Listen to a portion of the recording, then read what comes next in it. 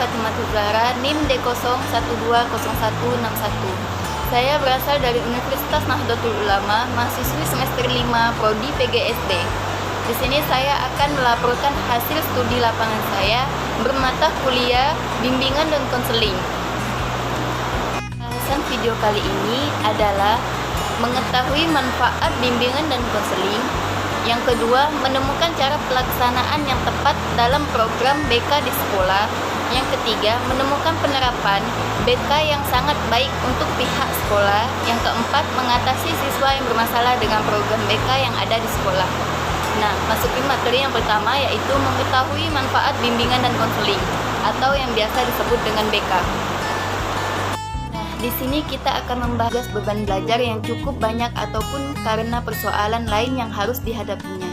Yang ketiga, membantu siswa untuk lebih memahami diri sendiri maupun orang lain sehingga akan terciptanya kekeraban. Membantu siswa untuk lebih mampu mengembangkan diri sendiri dan membantu menggunakan potensi yang ada pada dirinya secara optimal di masa depan. Dengan konseling bagi para siswa peserta didik, selain memberikan manfaat yang sangat penting bagi para siswa didik BK, juga berfungsi sebagai yang pertama, fungsi pemahaman, yang kedua, fungsi pengembangan, yang ketiga, fungsi preventif, yang keempat, fungsi fasilitasi.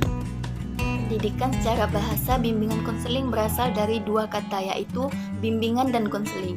Bimbingan adalah bantuan yang diberikan kepada orang lain, siapa saja yang membutuhkan untuk memudahkan mereka menyelesaikan persoalan-permasalahan yang ada pada dirinya. Yang dilakukan dengan sengaja merupakan proses yang berkelanjutan dan diberikan secara sistematis atau secara langsung dan bertahap.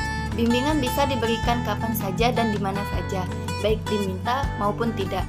Di sekolah, bimbingan yang dimaksud adalah diberikan kepada peserta didik supaya mereka bisa menemukan solusi menyelesaikan permasalahan apa yang telah dihadapinya.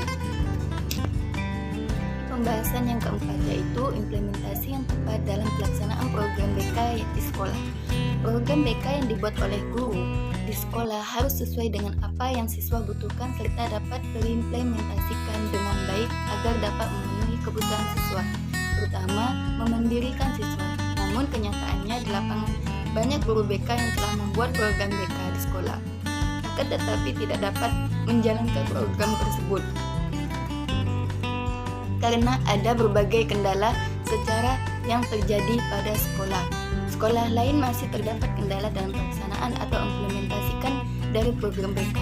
Kendala tersebut diantaranya, yang pertama, tidak ada alokasi waktu untuk BK masuk ke dalam kelas atau secara rutin. Yang kedua, secara atau sarana dan prasarana yang kurang seperti tidak adanya ruang untuk melakukan kegiatan bimbingan atau kelompok dan konseling kelompok. Yang ketiga, siswa menganggap guru BK tugasnya hanya menghukum siswa sehingga siswa tidak tertarik dan takut untuk bertemu dan berkonsultasi dengan guru BK.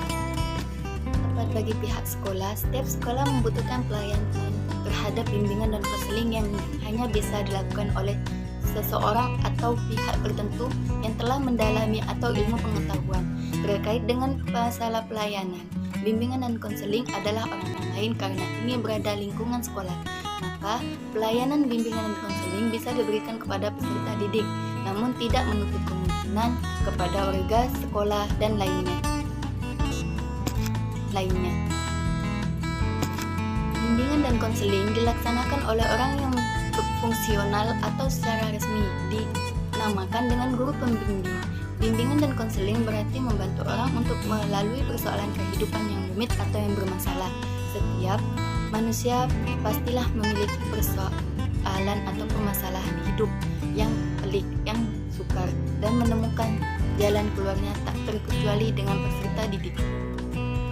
Peserta didik juga memiliki permasalahan-permasalahan ketika berada di sekolah seperti suka bergaul, nilai pelajaran yang jelek atau onjlok meski telah belajar, perilaku yang menyimpang, peserta didik seperti bullying yang sering kita temui di sekolah-sekolah lainnya, dan masih banyak lainnya.